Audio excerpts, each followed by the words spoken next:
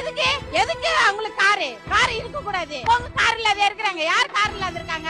எம்எல்ஏக்கு பிஏக்கு வந்து 25,000 ரூபாய் சம்பளமா.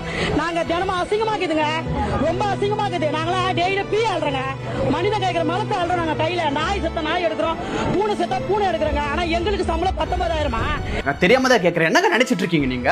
எதுக்கு எடுத்தாலும் சும்மா அண்ணனை குறை சொல்லிக்கிட்டு திட்டிக்கிட்டு புலம்பிக்கிட்டு ஒரு காருக்கு இவ்வளவு பெரிய அக்க போறா திட்டிட்டு இருந்த கத்திட்டு இருந்த நானே திருந்திட்டேன். இன்னும் நீங்க சும்மா எதுக்கு எடுத்தாலும் குறை சொல்லிட்டு இருக்கீங்க? விவசாய கடனை தள்ளுபடி பண்ணலையா? இல்ல வருஷத்துக்கு 6 சிலிண்டர் தருவன்னு சொன்னாரு, அது தரலையா? உரிமை தொகை 1000 ரூபாயில இருந்து 2500 ரூபாய் ஏத்தி தரன்னு சொன்னாரு, அது உங்களுக்கு தரலையா? கரண்ட் பில்ல கம்மி பண்ணலையா? வேற என்னங்க பண்ணணும் உங்களுக்கு? அண்ணன் யாருக்கு கார் கொடுக்கணும்னு சொல்றாரு? எங்க உங்க பிரதிநிதிங்க, உங்க எம்எல்ஏக்குங்க. எத்தனை நாள் எம்எல்ஏக்கள் கஷ்டப்பட்டு நடந்து வந்து எத்தனை பேர் நம்ம மனு வாங்கி போயிருப்பாங்க? நம்மளுடைய கோரிக்கைக்காக எவ்வளவு கிலோமீட்டர் இருந்து நடந்தே வந்து நம்ம கோரிக்கையை நிறைவேற்றி இருப்பாங்க. அவங்க இவ்வளவு கஷ்டப்பட்டு வராங்களே அப்படின்ற ஒரே காரணத்துக்காக அண்ணன் கார் தரன்னு சொல்லியிருக்காங்க. கேவலம் சாதாரணமான ஆட்கள் நம்மளே கார்ல போறோம், இல்ல ரேபிடோல போறோம், நமக்காக வேலை செய்யறவங்க நடந்து வரணுமா?